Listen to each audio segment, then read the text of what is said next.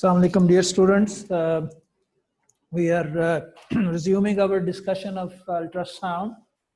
In the last lesson, we learned some of the basic ideas of how we generate ultrasound. If we specifically look at what should be our response from the examination point of view, for example, if they ask us a question, to write down the principles of generation of ultrasound, because this is a very frequently asked question. We need to know what should be the standard response, what are the points that we need to cover in these principles.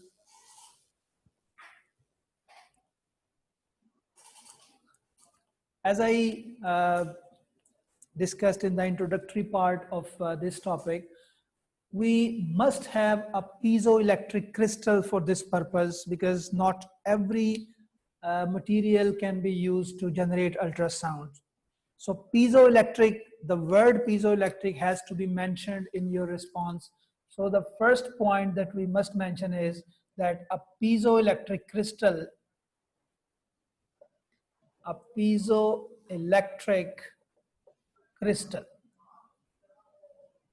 that will bring you 1 mark, because you have included the idea of piezoelectricity in your response. So a piezoelectric crystal, or even if quartz crystal is mentioned, because quartz is a piezoelectric material. So either way, they give you that mark.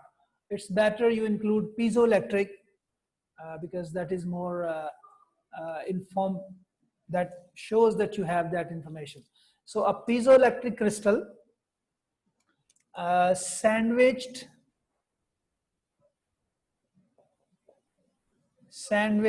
between 2 copper plates,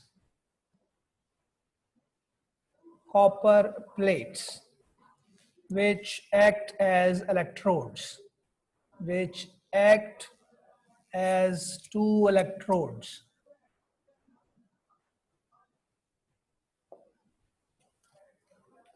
So first of all, we make a crystal.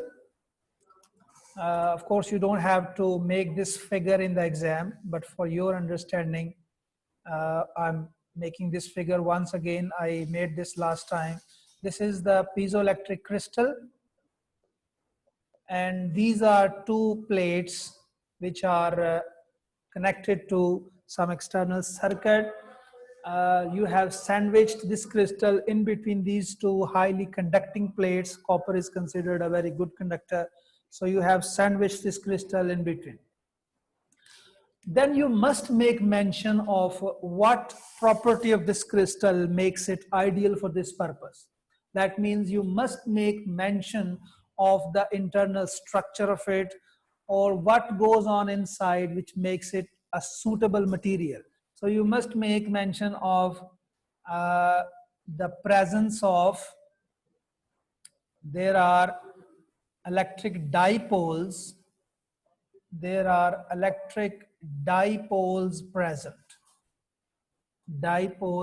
present, randomly oriented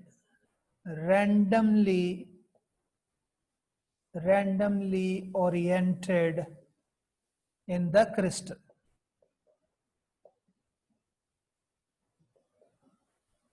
So this is a material in which electric charges are slightly dislocated from their original position, and we have positive and negative charges with small separation with this. This word dipole says all this detail, that there are positive and negative charges separated by some small distance at molecular level. That means each molecule has positive charge on one side and negative charge on the other.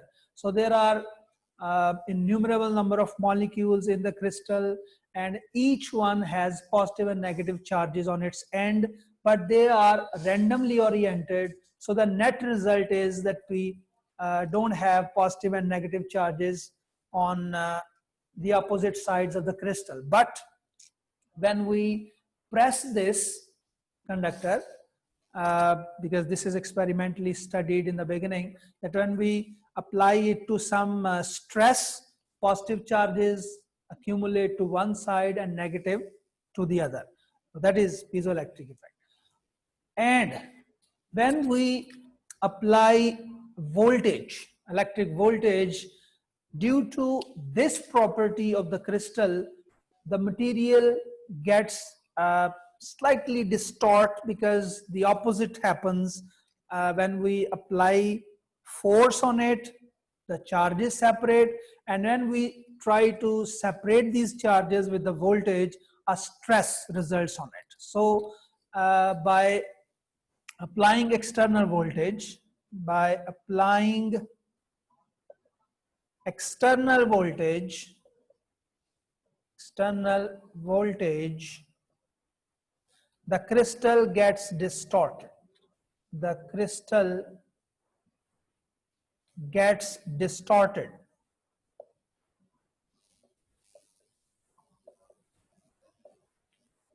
And if instead of fixed voltage, we apply a voltage which quickly varies, it is alternating voltage of certain frequency, there will be mechanical vibrations that will result, as I discussed last time.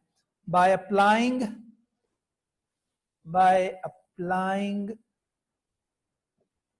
alternating voltage,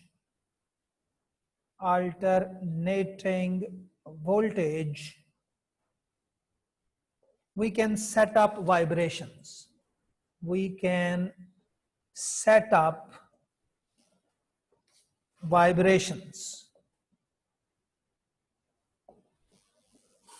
And these vibrations have a certain resonant frequency of their own. That means there is a natural frequency of this crystal at which it should vibrate. And when the frequency of the signal, the voltage signal, matches with the frequency, the natural frequency of vibration of that system, resonance appears. So these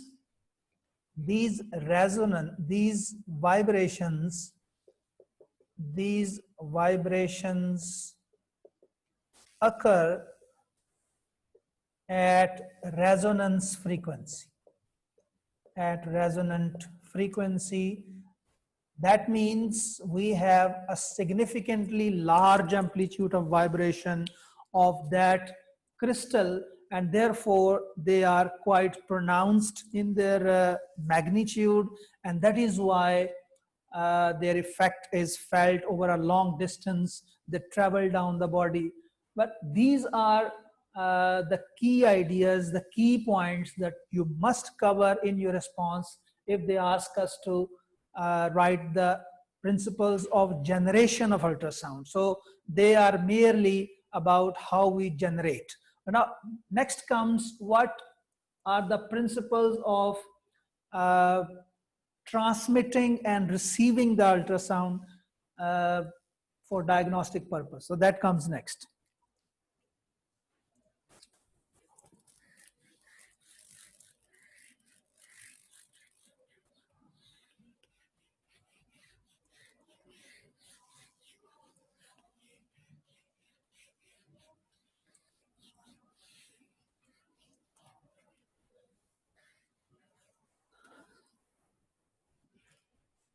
Principles of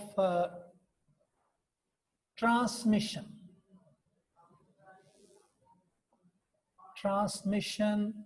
or reception of ultrasound, because it's the same device, the same transducer which transmits, and it's the same device which receives the ultrasound. So it is behaving as a two-way device. It is creating or generating the mechanical vibrations, and these vibrations travel down the body. They get reflected from various internal structures of the body, and the same transducer receives it, converts back to the voltage signal. So let's see what are the points that we must cover in response to if they ask us what are the principles of transmission or receiving of ultrasound. So number one is what happens after the mechanical vibrations are set up. After the mechanical vibrations are set up, the vibrations are sent down the human body, obviously in that part of the body that is to be examined. So that part of the body that is being examined for the formation of ultrasound image, these vibrations are sent down that part of the human body by bringing the transducer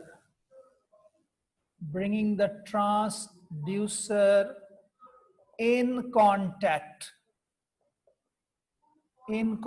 with it. So obviously the transducer has to be brought in firm contact with the human body, and then these vibrations are sent down that part of the body, and these vibrations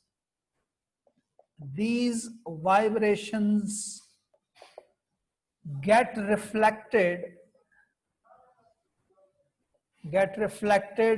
from various internal structures. They get reflected wherever we have a boundary separating two media. This is an important property of ultrasound, that every time they change the medium, let's say they are moving through the skin, then they move through the soft tissue, then they come across some liquid, then a structure like bone. So various internal structures in the human body come in the way of this ultrasound, and every time there is a change of medium, ultrasound gets reflected from there. It may be small reflection, it may be large reflection, depending upon the property of that medium. But there has to be some reflection every time. So this reflection is really important, and the reflected part, the reflected ultrasound, or simply the reflected wave, gives us an information about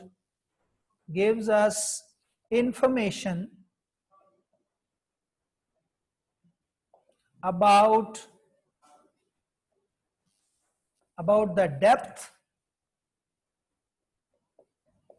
Obviously, if it takes longer, we know how deep that part is from where it is coming after reflection, and also its form, its structure, what it should be, its shape, I mean.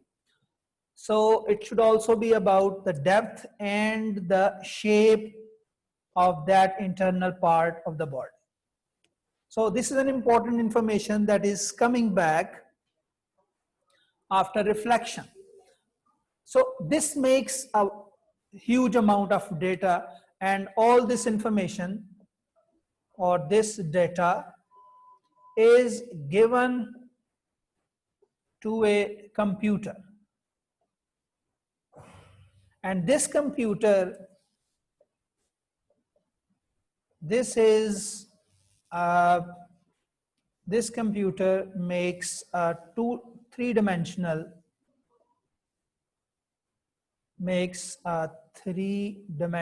image.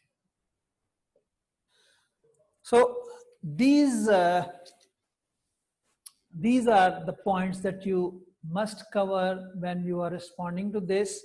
One more thing that could be added to it is that I said earlier, the transducer which is sending the mechanical vibrations down. The reflected wave is converted back to voltage signal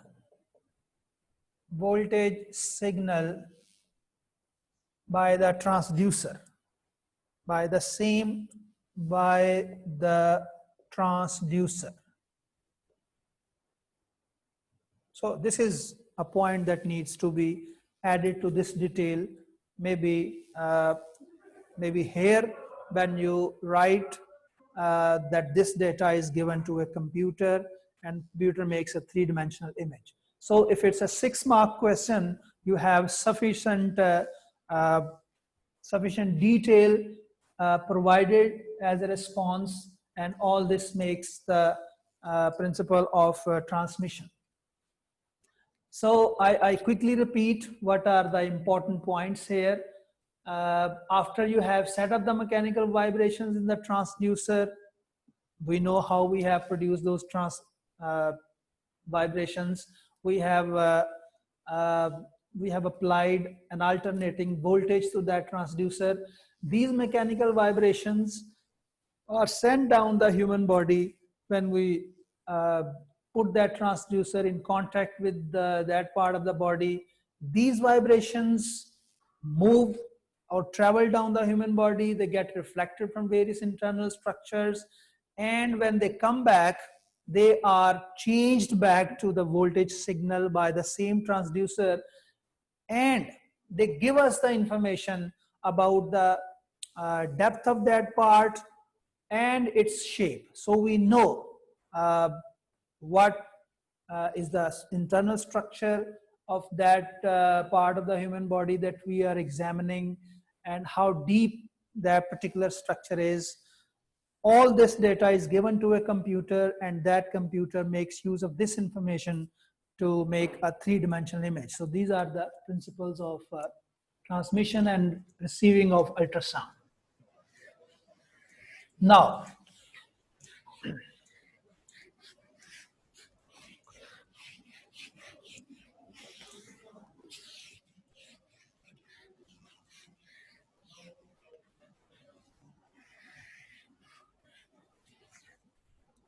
another important quantity that we need to understand before we can make a few calculations, and we understand what happens to an ultrasound when it enters the human body.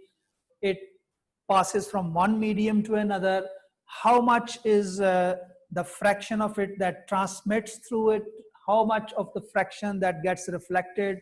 What are the factors that decide how much it penetrates and how much it reflected? This is the quantity that is important, and we know it as acoustic impedance. Acoustic impedance. Acoustic impedance is defined as the product of density of a medium and the speed of sound through it. So this is the familiar symbol for density. It is rho. So this is density of the medium. And this is small c. It's not the speed of light. It is speed of sound. But conventionally, we use the small c, which is often used as the symbol for speed of light. But in this particular expression, which Cambridge uses, this small c is for speed of sound. So product, it is defined in this simple manner, that acoustic impedance is the product of density of a medium and the speed of sound through it. For example, there are various media for which we will be studying this and using the value of acoustic impedance. I have these values written. You can easily guess the units in which it is measured. If it is kilogram per meter cube for density, and meter per second for speed. It simplifies to kg m minus 2 s minus 1. So these are the SI units for acoustic impedance. For air, its value is 4.3 into 10 raised to power 2. For the gel that we apply, it is 1.5 into 10 is power 6 kilogram m minus 2 s minus 1. So you will see the significance of the large difference between the values of acoustic impedance of air and gel. We'll discuss why this is significant. Then soft tissues through which ultrasound passes. It is 1.6 into 10 is power 6, a very slight difference between gel and soft tissue, again a significant, and bone. For bone, it is 7 into 10 is power 6. So acoustic impedances have these values, and often these values are given in the question. So we are not required to memorize these values, but yes, it's important to see comparable values, then sudden difference again, but not a very large difference. But here the difference is quite large. So we'll come to the significance of this later on. One more thing that is often given in the statement of the question is the speed of sound in these media. So let's say those values are also given. Speed of sound, for example, is 330 meter per second. In gel, it is 1500 meter per second. Let me write the unit. So you know this is speed. All these values are acoustic impedance. So this is Z. And for soft tissues, it is approximately 1600 meter per second. And for bone, it is 4100 meter per second. So speeds are also given. The idea of all this information is that we must understand what happens when an ultrasound leaves air and moves into gel, or moves through gel and then goes into the soft tissue, or what happens when it goes from soft tissue to bone. So that's very important, because there are so many questions in the exam that require us to do a calculation that I'm doing now.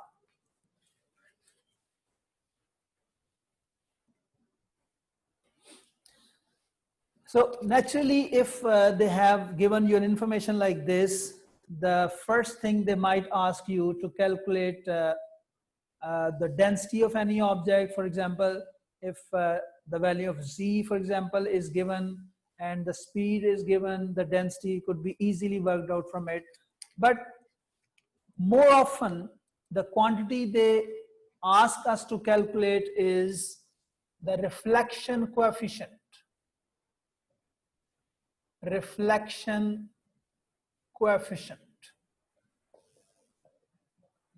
Reflection coefficient simply means what is the reflected part of the original incident ultrasound on a certain boundary. For example, if I have one medium here, and this is acoustic impedance of this medium, and this is the acoustic impedance of the next medium. This is the boundary which is separating these two media. If an ultrasound is incident at this boundary, its intensity is given I. So let's say this is the original intensity. How much of it gets reflected is IR. And of course, the remaining that goes into that is known as the I transmitted. So there are three values of intensities in this figure now. One, the original, one that is reflected, and the one that remains and that gets transmitted into the next medium. So that means a simple equation should hold here, and that is I is equal to IR plus IT. So this is one equation that should hold because the original intensity gets divided into two. But more often they want us to calculate what fraction of what fraction of the incident intensity gets reflected into the same medium in which it was originally traveling. That is given by a formula which is often given in the question again, but it's better we know that formula, we learn that formula by heart, because if that formula is not given sometime, even then we have to calculate this, and that formula is Z2 minus Z1 square over Z2 plus Z1 whole square. So this is the formula that is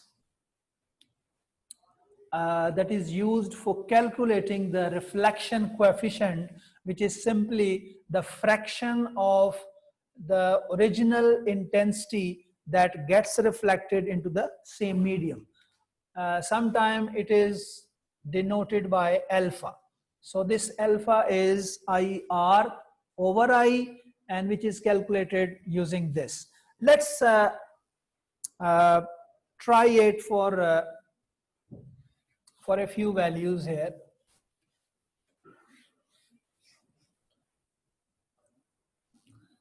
Suppose we have not applied this gel, and this is air and this is soft tissues. Soft tissue. If original intensity is this I, and I want to know what fraction of it should be reflected back into the air, and what is the transmitted intensity, I must be using these values for air and soft tissues. So Z for soft tissue, that will be 1.6 into 10 to the power 6 minus air 4.3 into 10 to the power 2.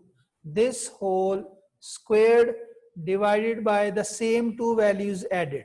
1.6 into 10 to the power 6 plus 4.3 into 10 to the power 2 whole square.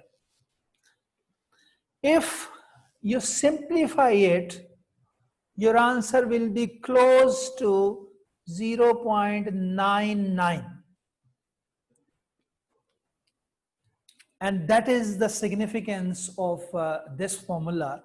0.99 shows that 99% of the incident intensity on the soft tissue gets reflected back into the air, and hardly any, 0.1%, hardly any gets transmitted to it, so there won't be any meaningful image possible. But if you apply gel here, and instead of air you use gel and soft tissue as the two media, instead of air you will be using gel here, and with the value of gel here, naturally this will be different. So this will be different value.